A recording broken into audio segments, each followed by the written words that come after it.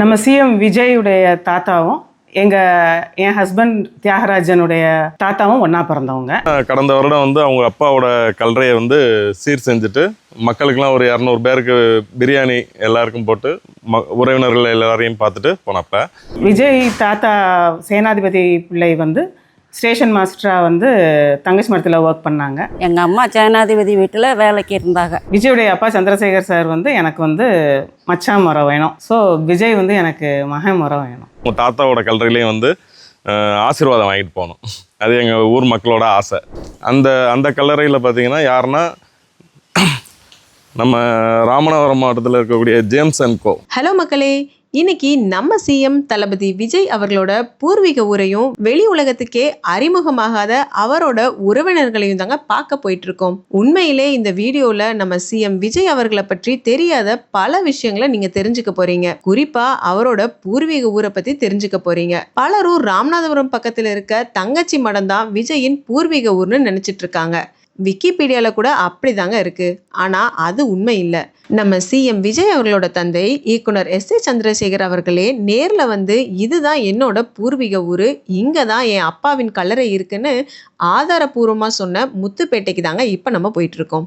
ராமநாதபுரம் மாவட்டத்தில் கடற்கரையை ஒட்டியுள்ள அழகான கிராமமான முத்துப்பேட்டை தான் திரு விஜய் அவர்களோட பூர்வீக ஊரு. தேர்தலுக்கு சில மாதங்களுக்கு முன்பு இந்த ஊருக்கு வந்த இயக்குனர் எஸ்.ஏ. சந்திரசேகர் தான் இந்த ஊர்ல தான் படிச்சதாகவும் தன்னோட அப்பா அதாவது நம்ம சிஎம் விஜய் அவர்களோட தாத்தா கல்லறையும் இங்க தான் இருக்குன்னு சொன்னது மட்டும் இல்லாம இங்க உள்ள உறவினர்கள் மற்றும் நண்பர்களையும் சந்திச்சாங்க. அப்ப தன்னோட சகோதரர் ராஜசேகரை அதாவது விஜய் அவர்களோட பெரியப்பாவையும் இந்த ஊருக்கு அழைச்சிட்டு வந்து தன் தந்தையின் கல்லறையை வணங்கியது மட்டும் இல்லாம ஊர் மக்களை எல்லாம் கூட்டி அன்னதானமும் போட்டு போயிருக்காரு. அதன் பிறகு தேர்தல் நேரத்துல விஜய் எலெக்ஷன்ல வெற்றி பெற வேண்டும் என்பதற்காக ஊரே ஒன்று கூடி இங்க இருக்க சர்ச்சில் சிறப்பு ஜெபம் எல்லாம் செஞ்சிருக்காங்களாம். இங்க அவங்க குடும்பத்துக்கு சொந்தமான சொத்துக்கள் இருந்து சமீபத்துல தான் அதை விற்றிருக்காங்கன்னு சொல்றாங்க. இந்த ஊர்ல நம்ம சிஎம் விஜய்க்கு ஒரே ஒரு உறவினர் குடும்பம் தான் இருக்கு.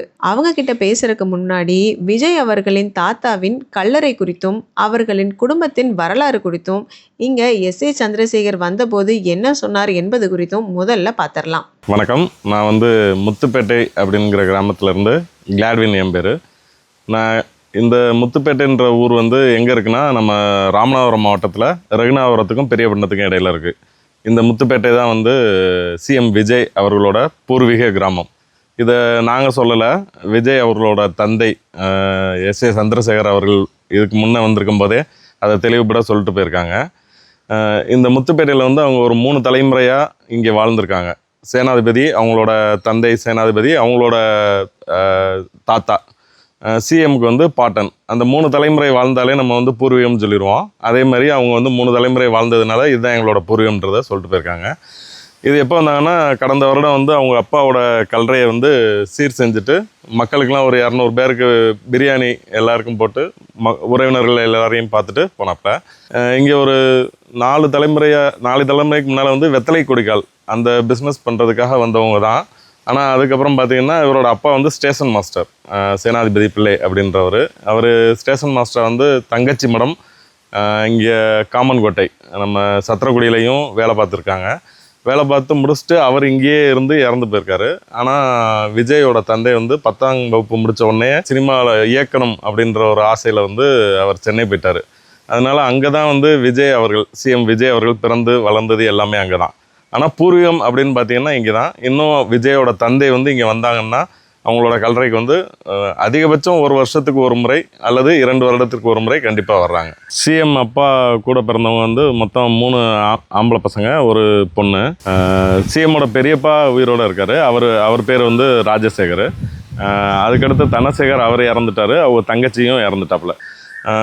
இவங்கெல்லாம் வந்து அவங்களோட ரிலேட்டிவ் அப்படின்னு பார்த்தீங்கன்னா இதை தவிர்த்து அங்கே அந்த கல்லறையில் பார்த்தீங்கன்னா யாருன்னா நம்ம ராமநாதபுரம் மாவட்டத்தில் இருக்கக்கூடிய ஜேம்ஸ் அண்ட் கோ அவரோட தந்தை அவர். இப்பயும் இங்கே உறவினர்கள் இருக்காங்க. இந்த கல்லறை இப்பயுமே வந்து இங்கே உறவினர்கள் இருக்காங்க. அவங்க எங்கே இருக்காங்கன்னா ராம்நாட்டில் இருக்காங்க. இவங்களோட ஜேம்ஸ் அண்ட் கோ அவங்களோட சகோதரி அங்கே தான் இருக்காங்க. இன்னும் உறவினர்கள்னு பார்த்தீங்கன்னா நாங்கள் எல்லாம் இங்கே இருக்கோம்.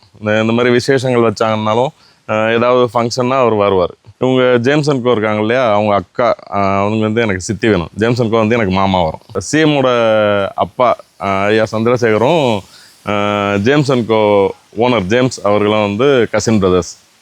அது அவரே வரும்போது சொல்லிட்டு போயிருக்காரு. இங்கே ஏற்கனவே அந்த மீட்டிங்கில் கொடுத்துருக்காங்க. அவங்க அப்பா வந்து வருஷம் வருஷம் வருவாங்க. அதிகபட்சம் 2 ஆண்டுக்கு ஒரு தடவை வருவாங்க. விஜய் அவர்கள் வந்து 8 வயசில் இருக்கும்போது வந்திருந்ததா சொல்கிறாங்க. நம்ம அந்த டைமில் நமக்கு தெரியல. 8 வயசு இருக்கும்போது அவங்க தந்தை இறந்துருப்பாங்கன்னு நினைக்கிறேன். அதுக்கப்புறம் வர்றதுக்கான வாய்ப்பு இருக்கா அப்படின்ற கேள்வியை நாங்கள் கேட்டோம். அப்போ வந்து அவர் விருப்பப்பட்டாருன்னா கண்டிப்பாக வருவார் அப்படின்னு சொல்லிட்டு சொன்னாங்க. ஏன்னா அப்போ வந்து அவர் சிஎம் ஆகலை. சிஎம் ஆகிறதுக்கு முன்னால் இங்கே கரெக்டாக அந்த எலெக்ஷன் நடக்கிறதுக்கு முன்னாலே வந்திருந்தாங்க. வரும்போது எல்லாத்தையும் கேட்டாங்க, அண்ணன் இந்த மாதிரி எலெக்ஷனில் நிற்கிறாரு, எப்படி அவருக்கான இது இருக்குமா அப்படின்ட்டு. மக்களோட ஆதரவு கண்டிப்பாக இருக்குது. ஏன்னா வெற்றி பெறணுன்றதை வந்து நம்ம கோயிலில் சர்ச்சில் மாஸ்லாம் வச்சோம். அவர் கண்டிப்பாக வெற்றி பெறுவார்ன்ற நம்பிக்கையோடு தான் இருந்தோம். கண்டிப்பாக வெற்றி பெற்றார். இன்னும் மக்கள் வந்து ஏன்னா ஒரு பூர்வீக ஊரில் இருக்கக்கூடிய ஒரு மண்ணின் மைந்தன் அப்படின்றப்ப வந்து அவர் வெற்றி பெறணுன்றது நம்மளோட விருப்பமாக தான் இருந்துச்சு. வரவும் செஞ்சுட்டார். இந்த ஊர் மக்கள் வந்து விருப்பப்பட்ட விஷயந்தான். நிச்சயமாக அவர் வந்து வெற்றி பெறுவார்ன்றதை வந்து அவங்க வந்து கேட்கும்போதே நாங்கள் எல்லாருமே சொன்னோம், அண்ணே கண்டிப்பாக அரசியலுக்கு வரணும், நிச்சயமாக அவர் வெற்றி பெறணுன்றதில் வந்து எல்லாருக்குமே வந்து ஆர்வம் இருந்தது. மக்களுக்கு ரொம்ப சந்தோஷம். மக்கள் வந்து இவ்வளவு காலமாக இருந்த ஆட்சியை வந்து நாங்கள் மட்டும் இல்லை, இது ஊர் மக்கள் மட்டும் இல்லை, தமிழ்நாட்டில் உள்ள மக்கள் யாருக்குமே வந்து அந்த மாற்றம் தேவைன்றதை வந்து எல்லாருமே ஃபீல் பண்ணுறோம். நம்ம சொந்த ஊர் மக்கள் அப்படின்றப்ப அவங்களுக்கு வந்து மகிழ்ச்சி. அவர் எலெக்ஷனுக்கு முன்னால் வரும்போது வந்து விஜய் அவர்கள் வருவார் அப்படின்றத வந்து சந்திரசேகரை வந்து சொல்லிட்டு போனாப்புல. இந்த மாதிரி அவருக்கு விருப்பம் இருந்தால் கண்டிப்பாக வருவார் அப்படின்னாங்க. நாங்களும் கோரிக்கை வைக்கிறோம். நிச்சயமாக ஒரு தாத்தாவோட கல்றை இருக்குது அப்படின்றப்ப எல்லா சர்ச்சிலையும் போய் ப்ரேயர் பண்ணுறாரு, எல்லா இடங்களுக்கும் போகிறாங்க, நன்றி தெரிவிக்கிறதுக்கு போகிறாங்க. நிச்சயமாக அவங்க தாத்தாவோட கல்றையிலையும் வந்து ஆசீர்வாதம் வாங்கிட்டு போகணும். அது எங்கள் ஊர் மக்களோட ஆசை. விஜயின் தாத்தா சேனாதிபதி அவர்களது கல்லறை குறித்தும் அவர்கள் குடும்பம் குறித்தும் பார்த்தோம். அடுத்ததா விஜய் அவர்களின் உறவினரை பார்ப்பதற்கு முன்பு விஜயின் தாத்தா அதாவது சேனாதிபதி பிள்ளை வீட்டில் வேலை செய்த பெண்ணுடைய மகள் நம்மிடம் என்ன கூறினார் என்பதை பார்த்தரலாம். விஜய் அப்பா பேர் சந்திரசேகர், அவங்க அப்பாவுடைய அப்பா பேர் ஜெயநாதிபதி. இந்த ஊரில் தான் அடக்கம் பண்ணியிருக்காங்க. எங்கள் அம்மா ஜெயநாதிபதி வீட்டில் வேலைக்கு இருந்தாங்க, வீட்டு வேலை. ஃபேமிலி வந்து அவங்க வரப்போக இருக்கையில் சந்திரசேகர், ராஜசேகர் இவங்களை தெரியும். 2 வருஷத்துக்கு முன்னாடி இங்கே வந்து சர்ச்சில் பூசை வச்சாங்க. பூசை வச்சு அன்னதானம் போட்டுட்டு போனாங்க. விஜய் சிறு பிள்ளையில் வந்திருக்காரு. 7 வயசில் 10 வயசுக்குள்ளே வந்திருக்காரு. சிஎம் ஆகிட்டார். மக்களுக்கு வந்து ஒரு ஆசை, அவர் வரணும் அப்படிங்கிறது ஒரு ஆசை. இந்த ஊர் மண்ணில் பிறந்தவர், வன்காரர்கள் பிறந்தவங்க, மண்ணின் மைந்தன் வரணும்ல. இறுதியா இந்த ஊர்ல உள்ள விஜய் அவர்களின் ஒரே ஒரு உறவினரான ஜேம்ஸ் அண்ட் கோ நிறுவனத்தின் குடும்பத்தாரை சந்திப்பதற்கு முன்பு விஜய் அவர்களின் பூர்வீக வீடு இருந்த இடத்தை பார்த்தரலாம். இதோ இந்த சர்ச்சுக்கு அருகில் உள்ள இந்த இடத்துல தான் விஜய் அவர்களின் பூர்வீக வீடு இருந்திருக்கு. இது தற்போது ஜேம்ஸ் அண்ட் கோ குடும்பத்தாரின் வசம் இருப்பதா சொல்லப்படுது. சரி, இறுதியா ஜேம்ஸ் அண்ட் கோ குடும்பத்தார் என்ன சொல்றாங்க என்பதை தற்போது பார்க்கலாம். வணக்கம், என் பேர் ஷீலா கிறிசில்டா. என்னுடைய நேட்டிவ் பார்த்திங்கன்னா தங்கச்சி மடத்தில் மேரேஜ் ஆகி நான் வந்து 28 இயர்ஸ் ஆச்சு. இங்கே வந்ததுக்கப்புறம் தான் தெரியும் சந்திரசேகர் சார், விஜய் எல்லாருமே எங்களுடைய ரிலேட்டிவ் அப்படிங்கிறது. நம்ம சிஎம் விஜயுடைய தாத்தாவும் என் ஹஸ்பண்ட் தியாகராஜனுடைய தாத்தாவும் ஒன்றா பிறந்தவங்க. அவங்க சந்திரசேகர் சாருடைய அப்பா பேர் வந்து சேனாதிபதி பிள்ளை. அவங்களும் எங்கள் மாமனாருடைய அப்பாவும் ஒன்றா பிறந்தவங்க. எங்கள் மாமனாருடைய அப்பா பேர் தியாகராஜன். அவங்க ஒன்றா பிறந்தவங்க. விஜய் தாத்தா சேனாதிபதி பிள்ளை வந்து ஸ்டேஷன் மாஸ்டராக வந்து தங்கச்சி மடத்தில் ஒர்க் பண்ணாங்க.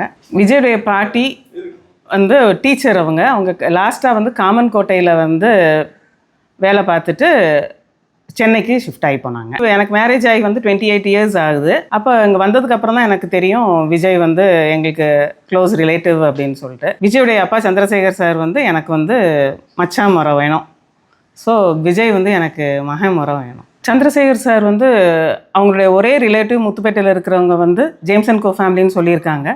அது பார்த்திங்கன்னா எங்கள் ஃபேமிலி தான். என்னுடைய ஹஸ்பண்ட் தியாகராஜனுடைய தம்பி ஜேம்ஸ் தான் வந்து ஜேம்ஸ் அண்ட் கோ கன்சர்னை வந்து நடத்திக்கிட்டு இருக்காங்க. ஜேம்ஸ் அங்கிள் வந்து ரொம்ப ஃப்ரீக்வெண்ட்டாக போய் பார்த்துட்டே இருப்பாங்க.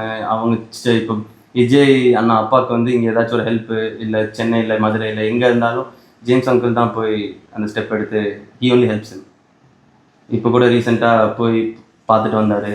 அவங்க ஜேம்ஸ் அங்கிள் வந்து எப்பவுமே ஃப்ரீக்வெண்ட் கான்டாக்ட்லேயே இருந்துகிட்டே இருப்பாங்க. அவங்க ரொம்ப ஒரு ஹெல்பிங் மென்டாலிட்டியில். ஸோ டக்குன்னு விஜய் அண்ணா அப்பாவுக்கு என்ன எதுனாலும் அவர் தான் ஸ்டெப் எடுத்து செய்வார். அவர் இங்கே ரெகுலராக வந்துட்டுருப்பார். அவருக்கு இங்கே ஒரு ஹவுஸ்லாம் இருக்குது. இப்போ ரீசெண்டாக கூட அந்த லேண்ட்லாம் சேல் பண்ணாங்க. ஸோ அப்போ நாங்கள் இங்கே ஜேம்ஸ் அங்கிள் தான் சந்திரசேகர் ஃபேமிலி சைடில் இங்கே ஒரு பெரிய வீடு ஒன்று இருந்துச்சு. இப்போ தான் தோட்டம் என்னப்பா தோட்டமும் ஒரு வீடும் இருந்தது. அதை ஒரு 2 years 1.5 years இருக்கும் வந்து சேல் பண்ணிட்டு போகும்போது. அப்போ தான் லாஸ்ட்டாக வந்திருக்காங்க. இந்த வீடியோஸ்லாம் எடுத்து அப்போ இங்கெல்லாம் வச்சு இப்போ எந்த ப்ராப்பர்ட்டியும் இல்லை, எல்லாத்தையும் சேல் பண்ணிட்டாங்க. ஒரு 15 years பேக் வந்து சந்திரசேகர் சார் எங்கள் வீட்டுக்கு வந்திருந்தாங்க. I gave him a big feast. நல்லாவே நிறைய டிஷ்ஷஸ் பண்ணி so he like it most. ரொம்ப பிடிச்சது அவருக்கு. என்னை வந்து எங்கள் அம்மா கையால் சாப்பிட்ட மாதிரி இருக்குன்னு எனக்கு ஒரு அவார்டே கொடுத்தாங்க அவங்க.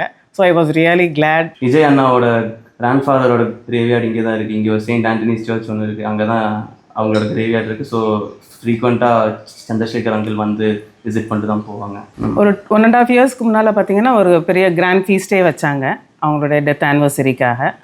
அதெல்லாம் பண்ணி தான் அடிக்கடி வருவாங்க. ஆனால் எனக்கு விஜய் வந்த புதுசுலேருந்தே சினிமா ஃபீல்டுக்கு வந்ததுலேருந்தே எனக்கு வந்து I was a Vijay fan.